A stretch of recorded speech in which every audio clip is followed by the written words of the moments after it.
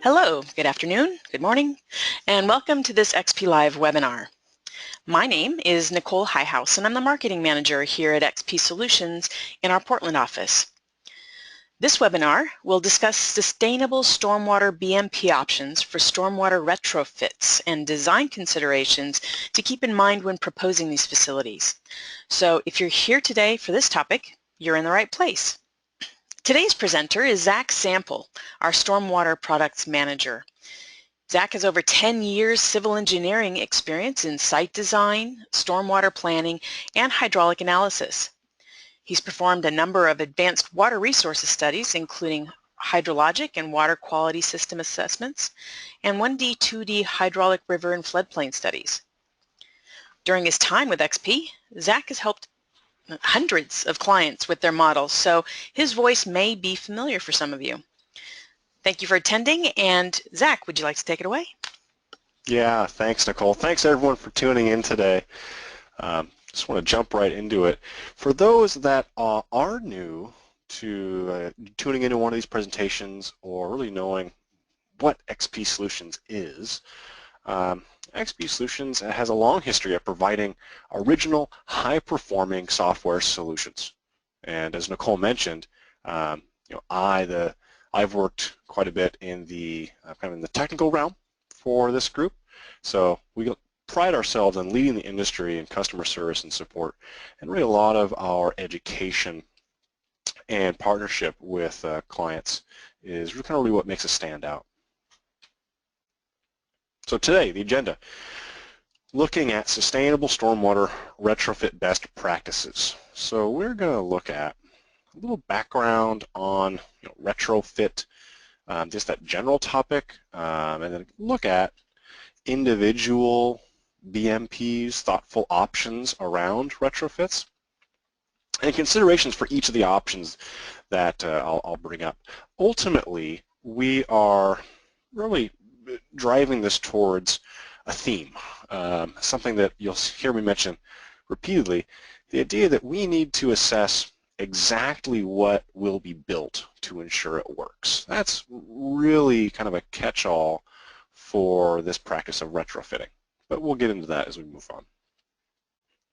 To set the tone, there's a great publication put together by the EPA on green infrastructure retrofit policies.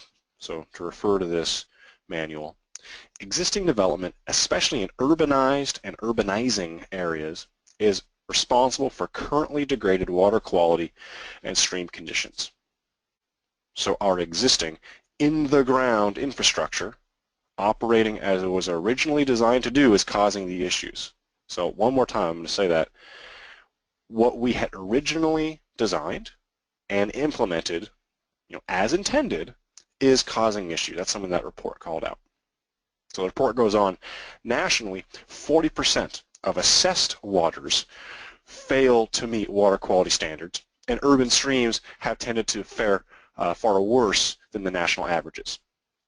In addition, combined sewer systems in nearly 750 municipalities delivers 850 billion gallons of untreated overflows to urban waters each year.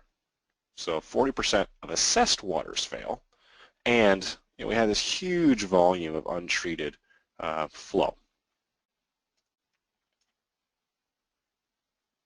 Further from the report, retrofits and stormwater infrastructure will be necessary to reduce runoff and pollution. EPA estimates current wastewater infrastructure needs an estimate in excess of $200 billion, with $10 billion needed for stormwater management and $60 billion needed for combined sewer overflow correction. So while this is needed, while this needed investment presents a significant economic burden, it also presents an opportunity to reevaluate the most efficient way to invest in infrastructure and environmental programs. Simply put, we have to make changes, so why not be smart about it, is basically what this is saying. So starting at that 20,000 foot level, stormwater retrofit, what are we talking about? Basically changing something that has already been built. Okay. There's really three ways we'll see this. One, I have personally been here for this one, alterations during the initial construction. So we're beginning to construct, and then there's a big oops that's found, right? Either we had the initial design, right, not fully perfect, or there was a mistake made during construction, and now the original design intent can't be followed through. That's a real small pocket, and really by the end of construction, that will be dealt with. So the two items we really see are operational system capacity upgrades, as well as aging system improvements. So operational system, that means it's working as it was originally designed to do. Aging, well, that means the system is failing the original design intent. Okay? And go back to that last slide, talked about the original design intent is noted for not being sufficient. Right? So we found that the old method of piping all the flow down to one giant pond and then releasing it off our site, that is what's causing our problem. So the way we've intended things to work is happening, though there's some that also are failing even that. Both of those are causing problems. So thoughtful practices. We have, as I mentioned, the classic scenario of a site. We have a pipe network, dumps into a detention pond. Okay, it needs work, right? So what do we do with a system that is operationally deficient or perhaps is failing? So really two options. Just make the same system bigger, right? That's one thing we could do. Obviously no, that's not really an option for us. We could make a system bigger, get some peak flow improvements perhaps, but true volume and quality mitigation is not going to be improved. So the other tack we could take would be to incorporate green infrastructure and distributed treatment on our site. This could allow us to get it all. So have flow mitigation, volume mitigation, as well as quality enhancements. This method is going to target the 90 to 95 percentile events only. So we're going to look at these green systems, this smaller distributed treatment isn't intended for, let's just say, a Houston area storm that is 21 inches of rain in 24 hours. Right? There's no infiltration facility. There's really nowhere to put that volume in a lot of cases. Okay, so this is the frequent smaller events, okay, not 21 inches in a day. So there's a potential issue here. While we can get all of these great positive things, potential issue would be a successful system life cycle involves numerous new factors. At some point, putting a pipe in the ground with a detention pond was new for someone. Okay, we dealt with that then. So new in this case can be great, as I said, but we have to change the way stormwater infrastructure is designed, reviewed, constructed, and maintained for success to occur. And further, community education and involvement is paramount for this kind of system to thrive. And regarding maintenance, if we were to ignore a green infrastructure system, the way we commonly do a pipe network, we'll have an even worse problem on our hands. So let's talk about green and distributed stormwater options, and in particular, look at what design considerations should be made to avoid issues.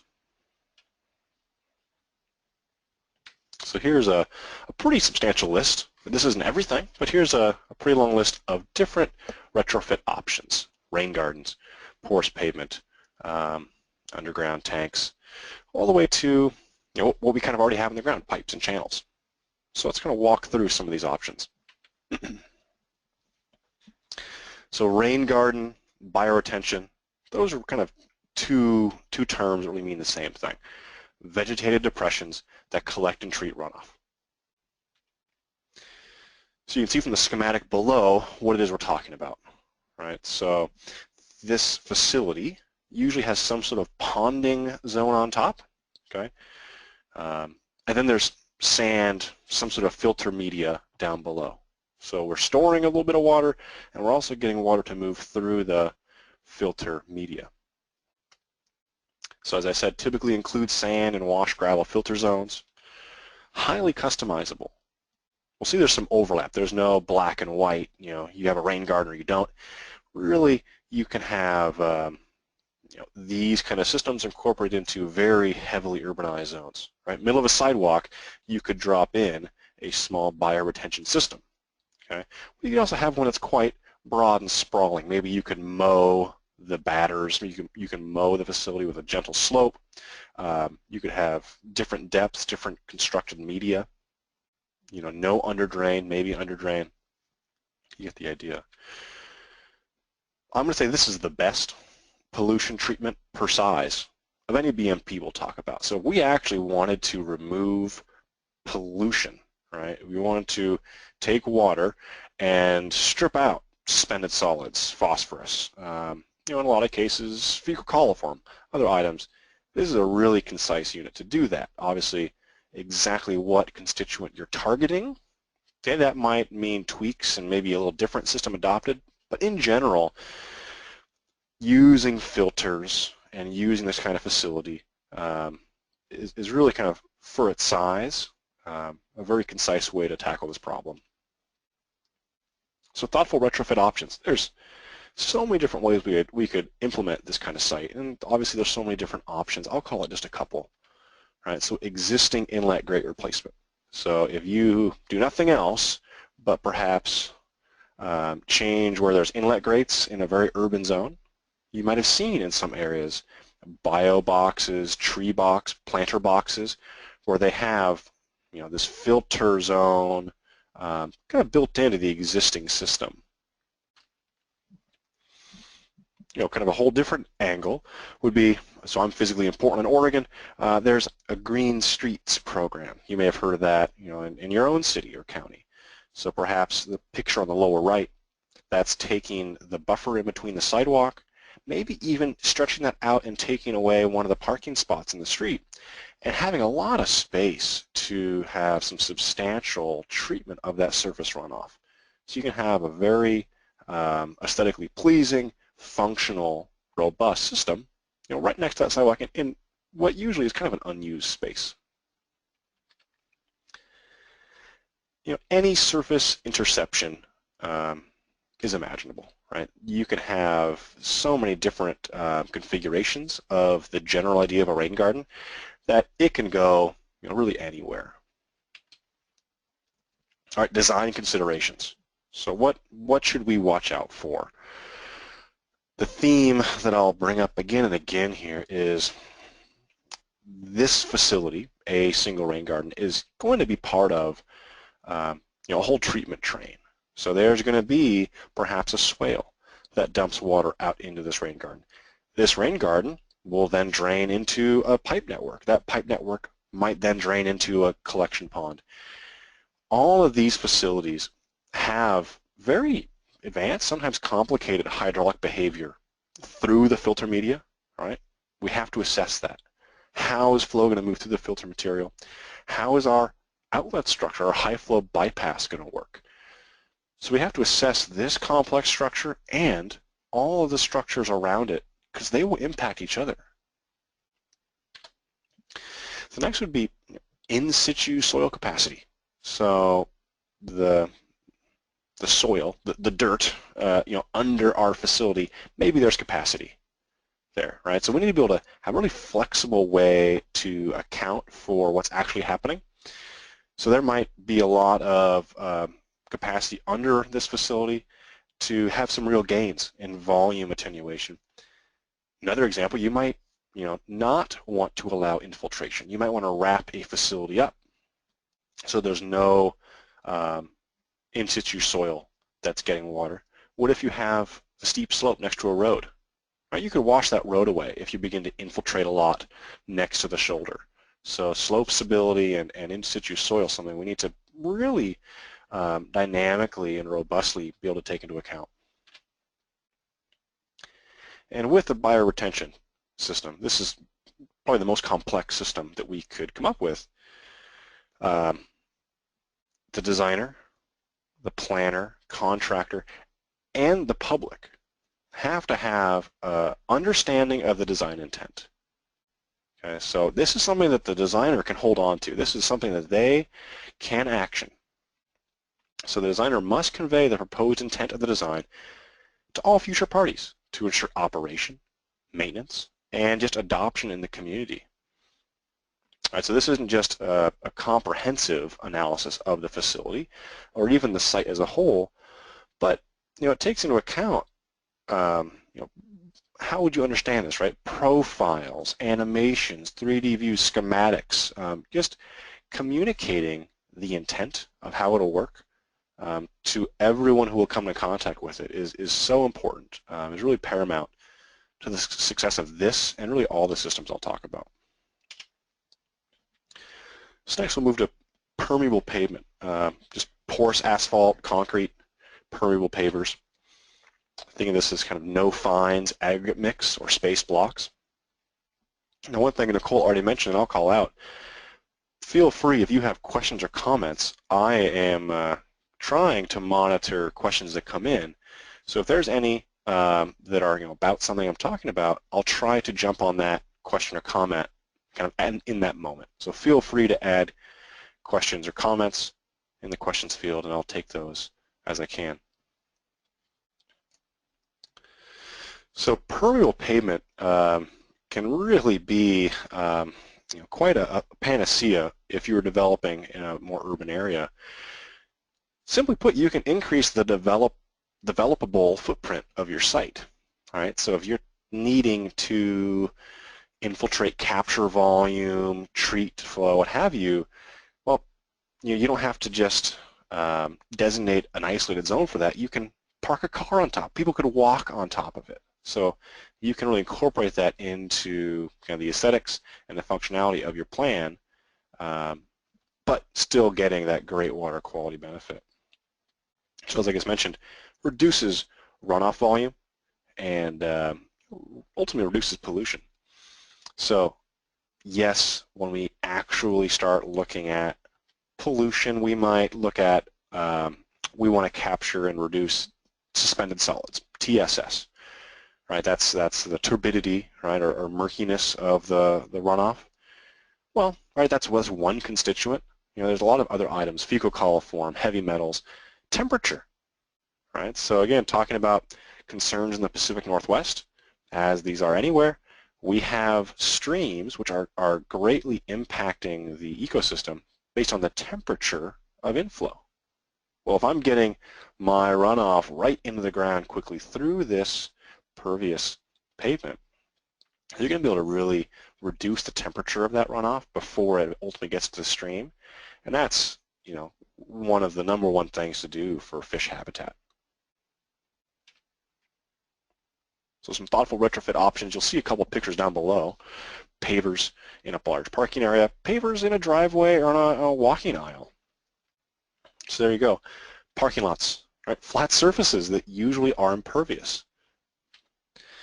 Now, a little larger scale, main arterials or even highways. So all the benefits of what I just talked about, getting the volume down under the ground, to infiltrate it, to recharge the water table, to treat that volume. There's also a huge amount of spray reduction on a highway or main arterial. So that's been shown in a number of cases, test projects, that is really a pretty great benefit. And for myself, this is kind of on the design consideration side, but when I first started seeing permeable pavement, permeable asphalt used, my first thought was, well, freeze thaw, right? So it's obviously gonna bust apart. And off the top of my head, I can think of a number of studies out of Minnesota, among other places, looking at hundreds of freeze thaw cycles, and even seeing installations that are about a decade old of where this approach has been used, and there really has been no degradation of these installations. So the freeze thaw really isn't the concern that might be kind of knee-jerk you might think it is. these systems are going to fail in the high sediment loading areas. So I've seen countless examples of groups presenting talking about practical failure is, great, you have a parking lot. Well, people aren't educated, the community doesn't know. So let's say someone goes to landscape your, they go to maintain the landscape in your area. They might dump a lot of mulch and dirt right onto your parking lot, fill in the landscape areas. Well, now you have just clogged and blocked this, very well thought out system. So, avoiding someone dumping dirt on, en masse on your parking lot is way more of a concern than freeze thaw. So that kind of leads into this design considerations. Like all these, the hydraulic behavior through this facility. So we can't just assume that this is a, this flat bathtub, it's isolated. It's not the case. Permeable pavement might be in the middle of the treatment train. Something might be occurring upstream, right? Some sort of treatment or flow, and then it gets to the parking lot, and then downstream, what are the effects? So there's a lot of hydraulic behavior that we need to represent across the whole system. So it's really important. And what about practical things? Like there's a slope across your parking lot. Well, if you're trying to figure out storage, it's not going to be just, all right, 3 feet deep of structural fill. You might not get full storage in that depth, because if one end of your parking area is a lot lower, you might have that runoff kind of bubble up out of there. Okay, so real practical items we need to be able to robustly assess. And of course, account for the true layering of structural and just filter material. So that can be complex, and we don't want to kind of dumb that process down. So we have to really have that as-built assessment be done. So on to swales. Very similar to rain gardens, vegetated depressions that collect and treat runoff. The image on the left, well, that kind of is a rain garden, right? So the image on the right is just the ditch next to the highway, right? So that's a pretty common thing, just a depression. It's going to collect and move water. On the right, we might have a dry swale where we have that infiltration zone, that trench, right? What's different perhaps between this and a bioretention rain garden is this is a rain garden down a slope. So there's some slope down this facility that is probably significant enough to really move water. So I already just spoke to that right now. It's either a ditch or it's really a bioretention system down a slope. This is a very, very common collection facility. And what's great is it can focus on really kind of what you need. So if your target is runoff reduction, right? Well, great. The dry swale on the left, on the bottom of the screen, that is going to infiltrate and treat the dirty, polluted water quality volume segment of the rainfall. Now, that's a more minor event. What if you have flooding mitigation, large event mitigation? Well, you can also have that in your swale as well. So you can have both, which is really fantastic. So thoughtful retrofit options. Again, there's so many different ways you could configure this and use this. It's kind of like a bioretention system. I can't really talk about every option here today, but some interesting common ways you could do this would be the center island collection system. If you have a major road, perhaps putting something in there to be the first line of defense to treat in the middle of the roadway. I was already speaking to this. Your swale can do double duty. Can perform both water volume, runoff reduction treatment, as well as larger protection events. So if you have a swale right now on your site, well, what if you were to just dredge out and dig out the base of it and have filter material down below? Maybe an underdrain, maybe not, depending on your native soil. So that's a way you could take an existing swale and retrofit it and really have a lot of benefit added. So one other item, aesthetic corridors, walking paths, right? So a lot of these kind of meandering paths, aesthetic features, well, having those accompanied by a swale is a really great way to kind of enhance those items. So design considerations, a lot of the way these systems can be designed is very simply, right? And I'm pretty well calling out that that is one of the main considerations to kind of to not take, right? So the storage of your swale versus the slope. So if you have a very simple calculation, you might look at, well, my slope again is 3 feet deep, it's this long, here's the storage I can get. Well, that's not the case, right? If it's along a slope, you only have one end fill up to the top.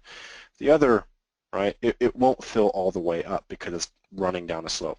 Same thing, storage capacity versus space. You might know how big it needs to be, the volume, and it might not really translate into kind of what is laid out. So the space you have, that fixed top width for a swale, that can get lost unless we really kind of robustly assess this system. We also really want to make sure that we have the ability to account for all the different variations that could occur. Mobile side slopes, right? So different side slopes, realistic filter zones. These systems can and often should be a little more complex than perhaps we initially make them. And we just need to really robustly see this system as it fits into our treatment train. So one question that came up, it's about the permeable pavers, but I'll speak to it right now.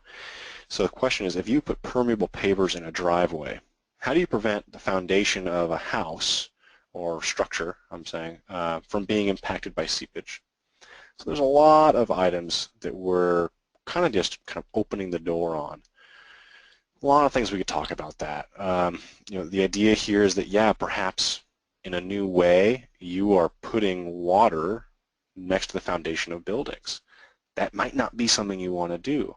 There are ways to manage that, to have, right, lined areas next to the building, perhaps. You want to be, let's say, 10 feet away from a building if you have these permeable items, or just, drains next to the house, foundation drains, a lot of things we could do. But the point here, and the reason I'm happy this was brought up, it's something that needs to be considered, right? That's one of those design considerations that I could easily have added to the list, right?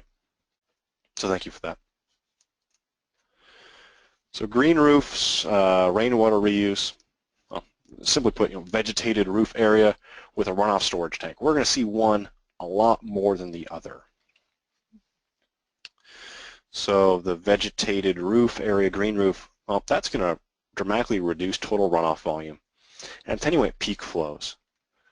So any excess rainfall is going to flow through the filter media and ultimately drain down the downspout. Okay, so what's on the roof is going to help us out. It's going to be used. It's just going to mitigate some runoff. That's going to go down the downspout and be collected into, stored into a tank, this non-potable water. And this, I remember the first time I saw it, I thought this was fantastic. The ways that we can use this rainwater. So the one I find the most interesting, flushing toilets, right? So that's an excellent use for this non-potable water. Same with, washing cars, perhaps. Most common is, irrigating landscaping. So what we'll see is we can really add rainwater tanks to any structure. From the site designer, civil engineer, very less frequently are we going to get to dictate that someone puts, dirt up on their roof. Okay, that's a very early stage in, a building construction. So the architect and the planning of this building really is purpose-built to have that weight, that dead load on that roof. So usually it's the rainwater tanks that we're going to be able to add. So like I'm saying, any existing building can take a tank. This really comes down to local ordinances. In some areas, rainwater tanks are incentivized by a city or county for public or private groups, residential homes to use. And other areas, they're, an illicit nuisance, right? So you think about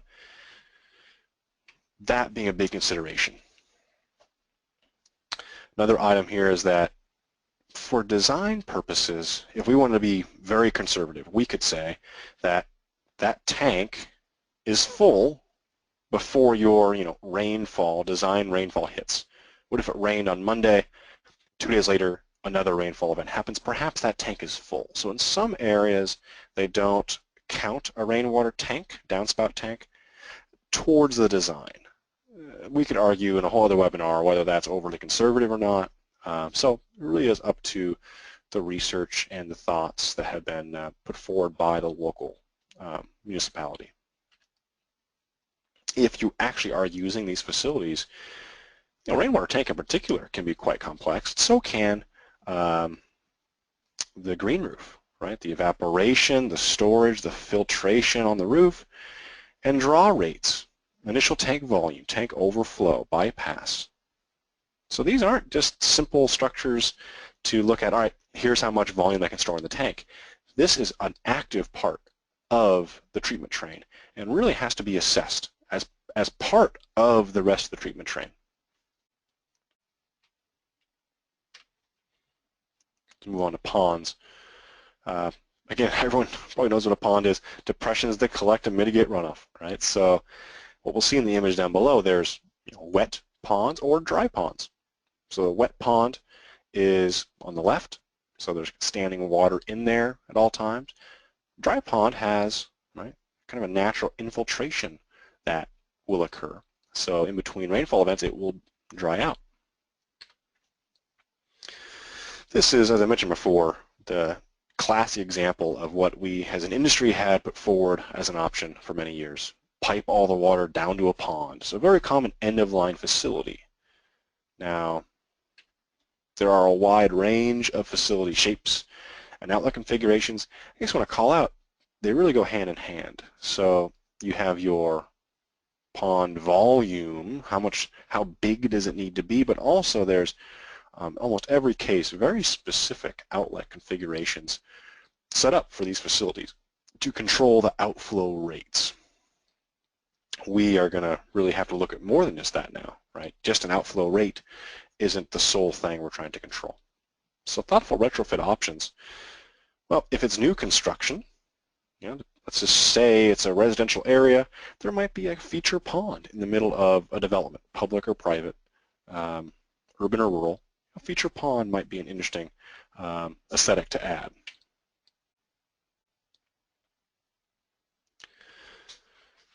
So tiered facilities and wildlife refuge. Again, we are wanting to introduce distributed systems. So instead of one giant pond, perhaps you have several tiers of ponds, wet or dry, that can provide some habitat as well as treatment for your site. A great retrofit option, similar to the swale. What if you have a wet pond right now? And you could add in a filter zone, so dig that up, add in a filter zone, and that can once again perform double task of filtering, treating, addressing the runoff reduction need, but also be a great tool to use for a high flow mitigation, right? So a big rainfall event, a flooding event, that pond can still be there. And you know what, you're actually probably going to make it a lot smaller. So a dry pond can actually really perform the same task as a larger wet pond. So you can actually have a smaller facility if you do that in most cases. So design considerations for ponds, again, there's many. There's a wide range of volume, sizing criteria, and rainfall events that we need to assess. Hand in hand with that, usually there is quite a complex outlet structure. Couple those two items into the fact that this is one of many facilities, one of many items in our treatment train.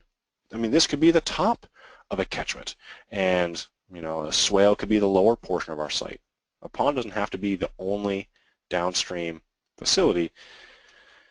all this together, we have to have a very robust and very comprehensive assessment of what's going to be built. Assess the as-built level plan to make sure it works. Complex timing, interaction between these facilities, outlet structures, so on and so forth. Very, very important that we assess them all together. Storage tank. Above or below ground, collection tank. This can be quite advantageous to use. So corrugated plastic, steel, precast concrete, or kind of what the image is showing here, what I'd call the milk crate style underground storage. So some thoughtful retrofit options and design considerations.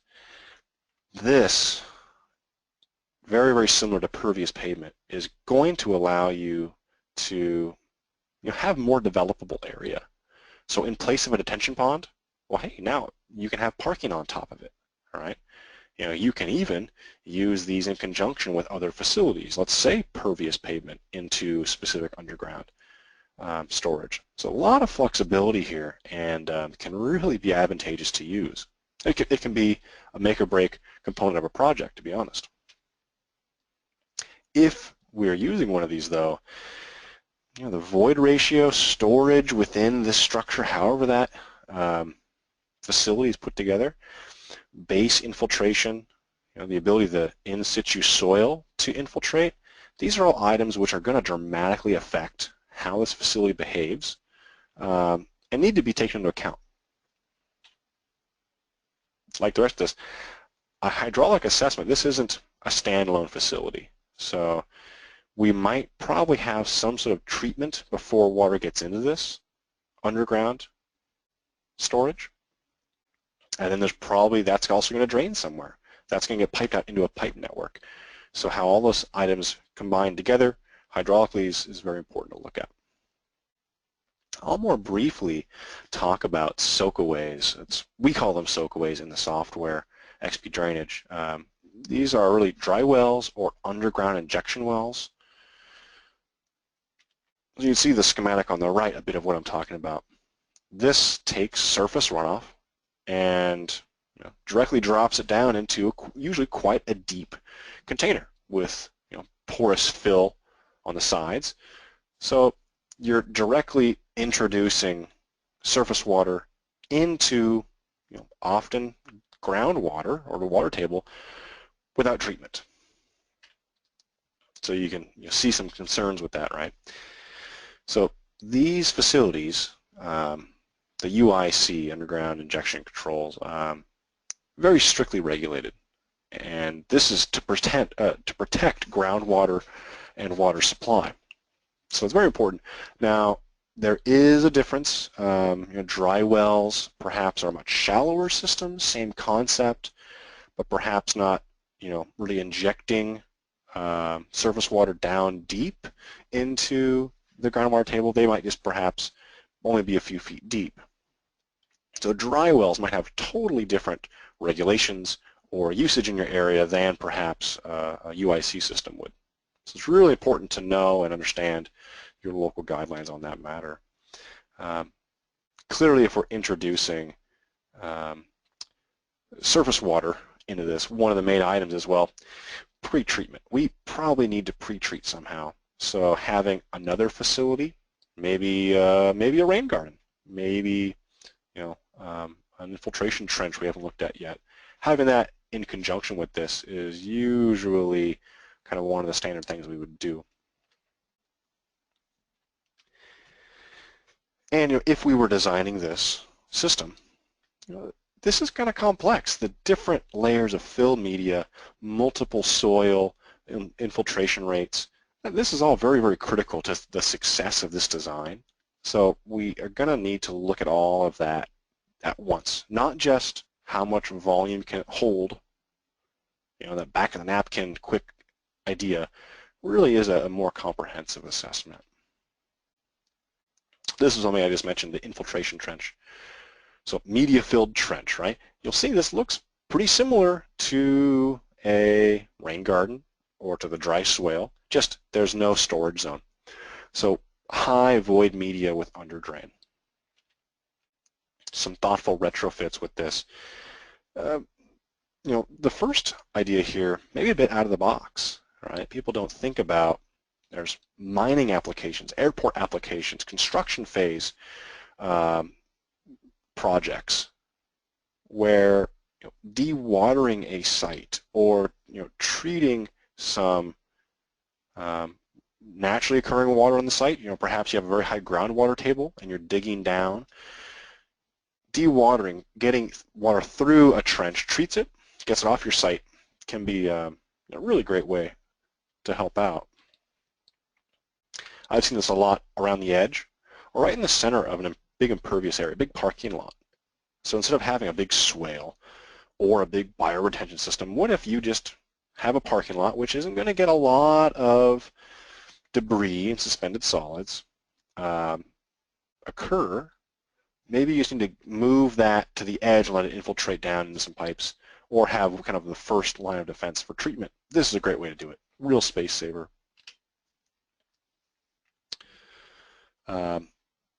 Another thoughtful retrofit, I mentioned the swale following walking paths. Well, you could have pervious walking paths with this, right? Just put a stone every foot and a half and people could walk along these items. So this is going to be incorporated kind of in the same way that pervious pavement can, so on and so forth. So that's a really great way to use this. All right, some design considerations.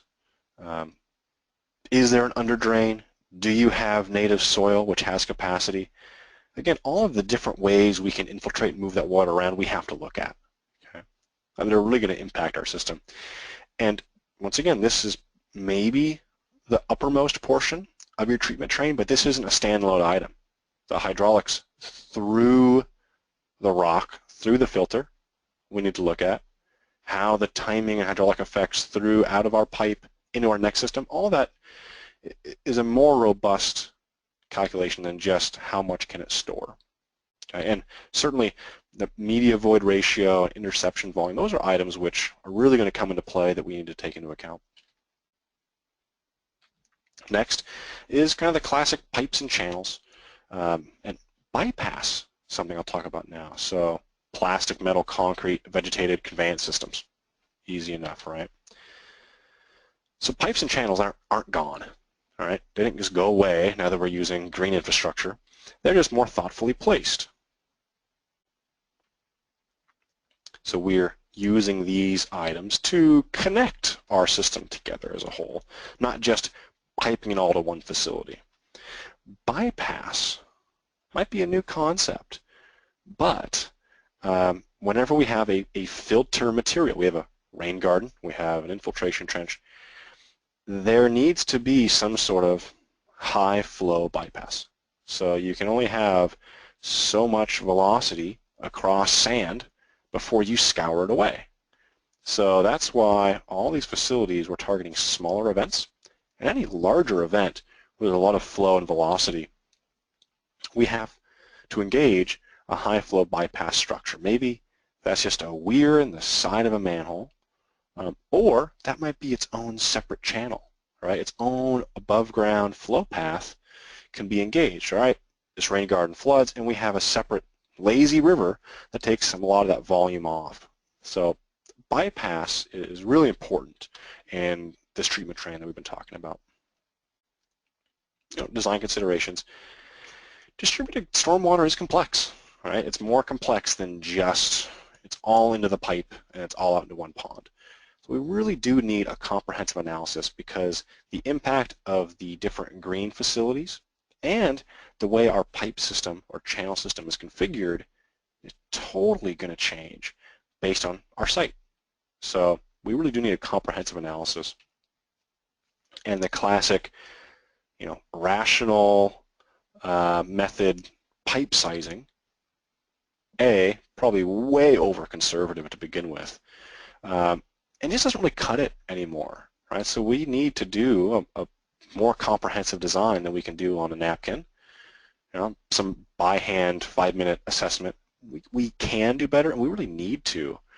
So having an integrated approach, you're going to find kind of appropriate pipe design methods, so on and so forth. And as I said before, there is such a need for this as-built level of assessment of your system. So what are we actually putting in the ground? Well, that's what we need to assess, how they impact each other, and really find the short circuits or the shortcomings of that.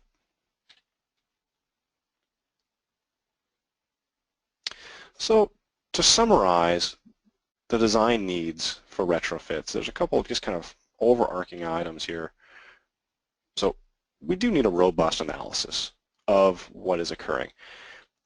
And it's not a simplification, right, of, you know, an effective sized bathtub, right? We actually have filters, filter layers, media, that we have an infiltration rate and a storage, there's a void ratio. When I say effective sized bathtub, I'm saying you can't just look at a filter and go, oh, well, 30% void space, it's going to store this much. The hydraulic effects of that system, it's not a bathtub, right? It's not just a blank storage item. Hydraulics through filter media into channels, into pipes, into ponding, that's, really requires a complex or a robust hydraulic analysis. And with the nature of, how we're usually going to be tying in a retrofit to something that already exists, at some point there's going to be a pipe that's in the ground that we aren't going to move. We need to tie into that.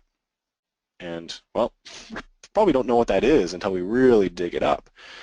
So we need to really have highly customizable facility configuration. And we need to be able to prove that. We need to be able to test that. Flexible control of infiltration and filtration. So really readily control that in our system, as well as educate people on what the intent is. Easily report, easily communicate what we're doing. So I just want to very briefly show a couple of these items. So I happen to have XP Drainage. This is the stormwater design tool that I look after. And so I just want to poke around and not dive too much into the software, but just look at some of these ideas that I talked about. Here I'm looking at kind of the input for this pervious pavement portion. So up here, you'll see we have just the basic dimensions. And with XP Drainage, one of the main kind of functional aspects is that what is drawn in plan view is always locked to what's calculated. So this footprint, this area is actually exactly tied to what's in plan. If I change the numbers, this plan changes. Same with if I change the plan, these numbers will change. But the idea here is these are so customizable, right? We could have an under drain, we could not. We can have all sorts of different void ratios. Maybe there's a membrane keeping a barrier between different filter material. All of that we have to be able to account for. And, we can get as advanced as we want or need to. Evapotranspiration. In situ soil, this is the base infiltration. So this really shows, flexibility. That any one site might have multiple different configurations of even just one element. So I have a couple other items here. I could look at right here's a green roof system. Right, we have the basic constituents that make up, there's area, proportion drained, but evapotranspiration, depression storage, so on and so forth. Very detailed and flexible, rainwater tank usage, volume, outflow limits, these items. Okay, so this is kind of what I'm referring to is these are all the pieces that need to come together for us to really prove and know what we're doing, that as-built level assessment. All right, we of course could come to any one of these items and I could look at the results. I can see the timing of my rainfall event, the inflow, outflow, really begin to communicate that to others.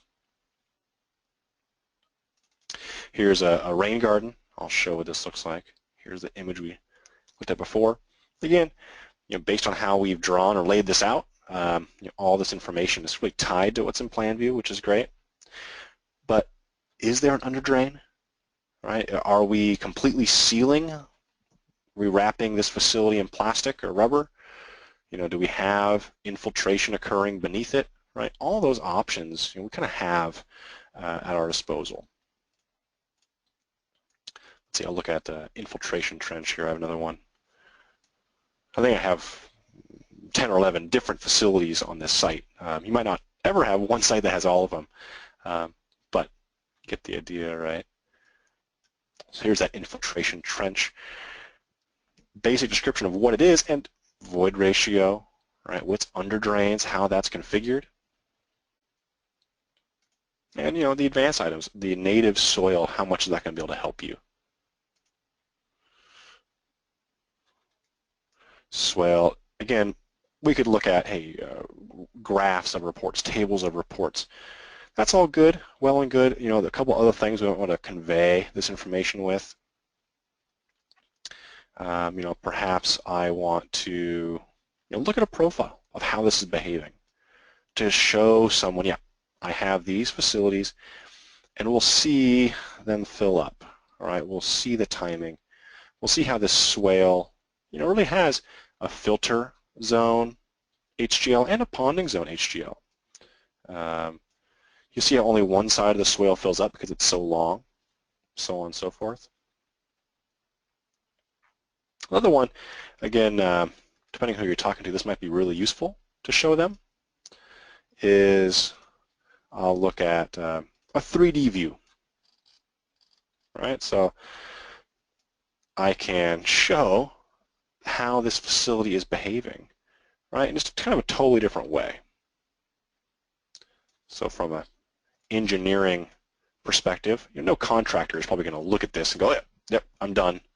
But again, all the different ways that we need to discuss and communicate to convey understanding to reviewers, to ourselves, to the public. Very important. So beyond just some of those basic ideas, I'm not going to show too much more of this software. There's a lot of, obviously, the automating the design, sizing these, running these together. I'm not going to go too much into that, just because I wanted to focus on the general ideas of retrofit and BMPs.